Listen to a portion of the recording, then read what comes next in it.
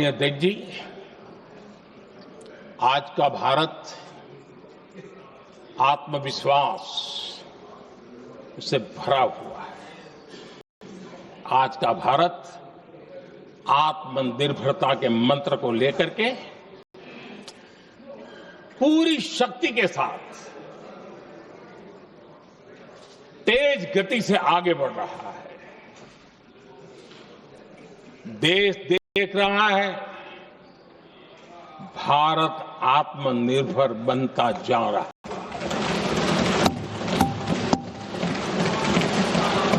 लेकिन देश ये भी देख रहा है कि एक तरफ तो भारत आत्मनिर्भरता की ओर तेज गति से आगे बढ़ रहा है, लेकिन कांग्रेस मुद्दों के लिए पाकिस्तान पर निर्भर होती जा रही है।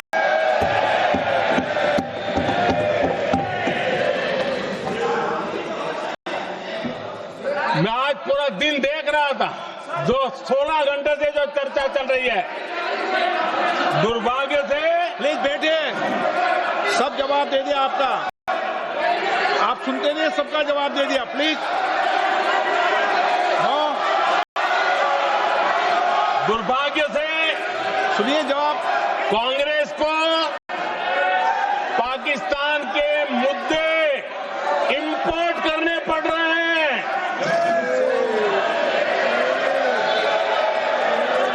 आदरणीय अध्यक्ष जी, आज के वॉरफेयर में इंफॉर्मेशन और नैरेटिव्स की प्लीज बैठिए। बहुत बड़ी भूमिका है।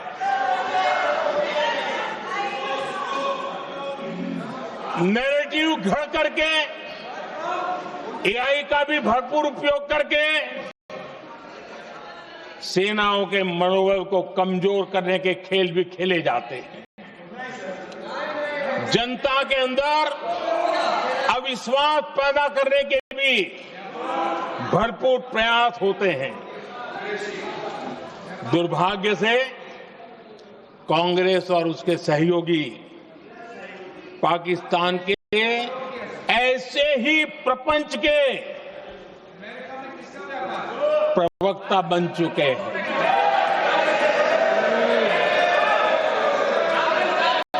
आदरणीय अध्यक्ष जी, देश की सेना ने, आदरणीय अध्यक्ष जी, ये तरीका है देश की सेना ने, बैठिए बैठिए, देश की सेना ने सर्जिकल स्ट्राइक की। बैठिए।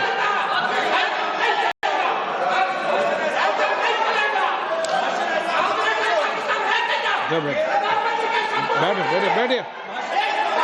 आदरणीय अध्यक्ष जी, देश की सेना ने सफलतापूर्वक सर्जिकल स्ट्राइक की तो तुरंत कांग्रेस वालों ने सेना से सबूत मांगे थे। लेकिन जब उन्होंने देश का मूड देखा,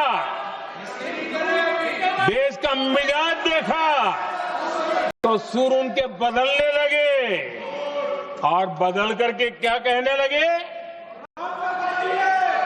कांग्रेस के लोगों ने कहा, ये सर्जिकल स्ट्राइक क्या बड़ी बात है, ये तो हमने भी की थी। एक ने कहा 3 सर्जिकल स्ट्राइक की थी, दूसरे ने कहा 6 सर्जिकल स्ट्राइक की थी, तीसरे ने कहा 15 सर्जिकल स्ट्राइक की थी। जितना बड़ा नेता उतना बड़ा आंकड़ा चल रहा था।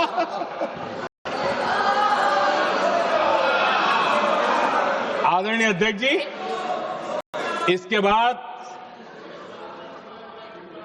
बालाकोट में सेना ने एयर स्ट्राइक की। अब एयर स्ट्राइक तो ऐसी थी कि वो कुछ कह नहीं सकते थे, इसलिए ये तो नहीं कहा कि भाई हमने भी की थी। उसमें तो उन्होंने समझदारी दिखाई। लेकिन फोटो मांगने लगे। एयर स्ट्राइक हुई तो फोटो दिखाओ, क्या कहां गिरा, क्या तोड़ा, कितने मरे, बस यही पूछते रहे। पाकिस्तान भी यही पूछता, ये भी यही पूछते थे। इतना ही नहीं, आदरणीय अध्यक्ष जी, जब पायलट अभिनंदन पकड़े गए तो पाकिस्तान में तो खुशी का माहौल होना स्वाभाविक था कि उनके हाथ में भारतीय सेना का एक पायलट उनके हाथ लगा था। लेकिन यहां पर भी कुछ लोग थे जो कानों कानों में कह रहे थे, अब मोदी फंसा, अब अभिनंदन वहां आए, मोदी ला करके दिखा दे, अब देखते हैं मोदी क्या करता है। आज डंके की चोट पर अभिनंदन वापिस आए।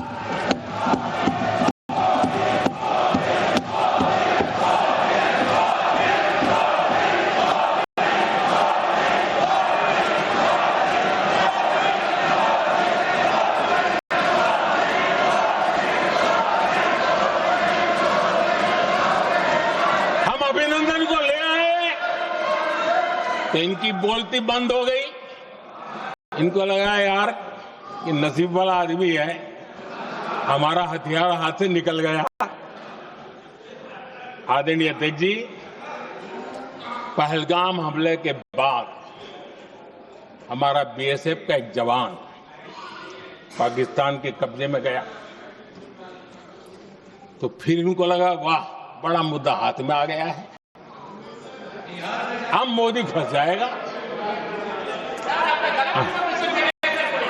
अब तो मोदी की फजीयत जरूर होगी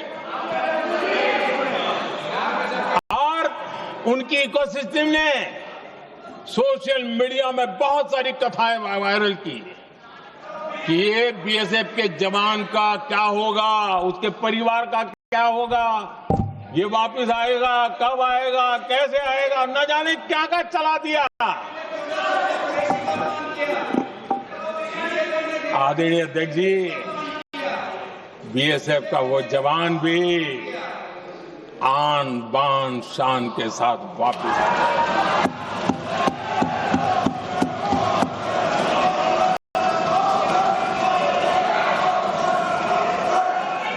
आतंकवादी रो रहे हैं,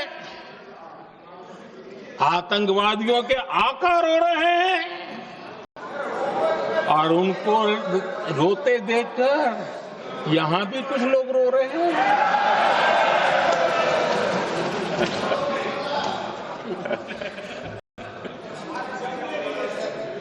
अब देखिए, सर्जिकल स्ट्राइक चल रही थी, उसके बाद उन्होंने एक खेल खेलने की कोशिश की, बात जमी नहीं। एयर स्ट्राइक हुई तो दूसरा खेल खेलने की कोशिश की, वो भी जमी नहीं। जब ये ऑपरेशन सिंदूर हुआ तो उन्होंने नया पैंतरा शुरू किया। और क्या शुरू किया? रोक क्यों दिया? पहले तो मानने को तैयार नहीं थे कि मुक्त करते, अब कहते रोक क्यों दिया। वाह बयान बहादुरों,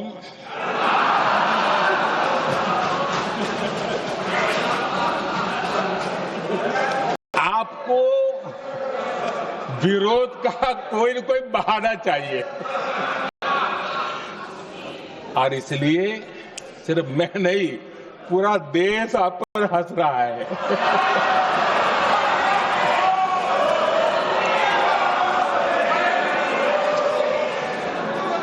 आदरणीय अध्यक्ष जी, सेना का विरोध, सेना के प्रति एक पता नहीं नेगेटिविटी,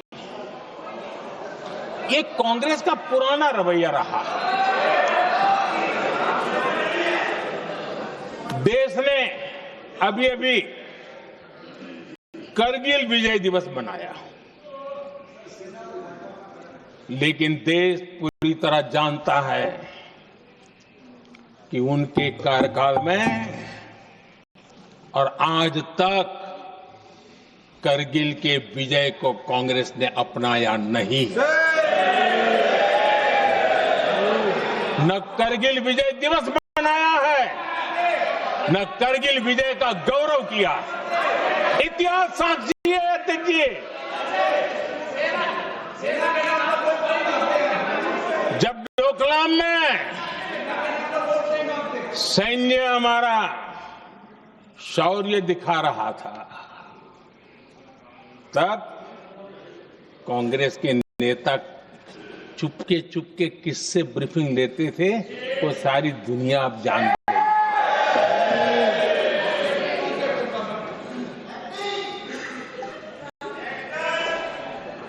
आप निकाल दीजिए पाकिस्तान के सारे बयान और यहां हमारा विरोध करने वाले लोगों के बयान, फुल स्टॉप कॉमा के साथ एक है। क्या कहेंगे इसको? और बुरा लगता है सच बोलते हैं तो। पाकिस्तान के साथ सुर में सुर मिला दिया जाता है। आदरणीय अध्यक्ष जी, देश हैरान है। कांग्रेस ने पाकिस्तान को क्लीन चिट दे दी है।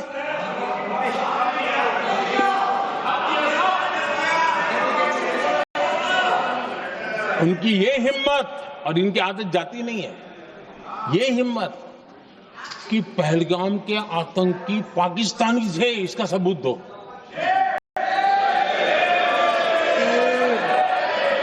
क्या कह रहे हो तुम लोग? तो कौन सा तरीका है? और यही मांग पाकिस्तान कर रहा है जो कांग्रेस कर रही है। और आदरणीय अध्यक्ष जी, आज जब सबूतों की कोई कमी नहीं है, सब कुछ आंखों के सामने दिखता है, तब ये हालत है। अगर ये सबूत ना होते तो क्या करते ये लोग, आप बताइए। आदरणीय अध्यक्ष जी,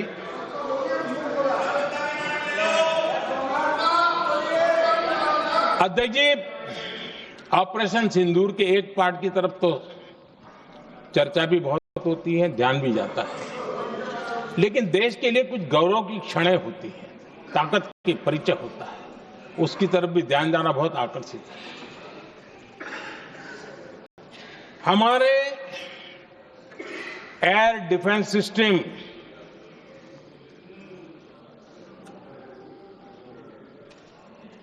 दुनिया में इसकी चर्चा है। हमारे एयर डिफेंस सिस्टम ने पाकिस्तान की मिसाइल और ड्रोन्स उसको तिनके की तरफ बिखेर दिया था।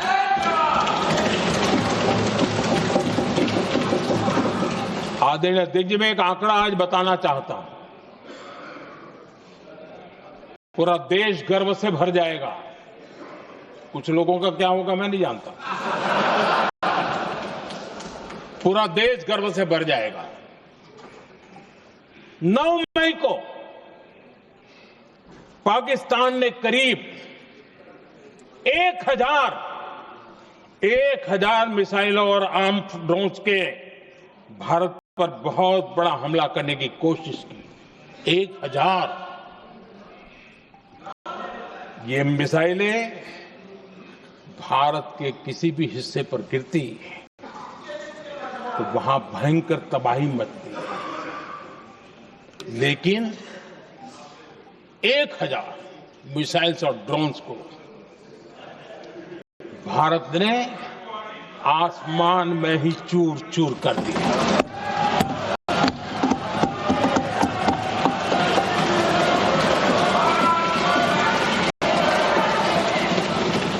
हर देशवासी को इससे गर्व हो रहा। लेकिन जैसे कांग्रेस के लोग इंतजार कर रहे थे, कुछ तो गड़बड़ होगी यार, मोदी मरेगा, कहीं तो फंसेगा।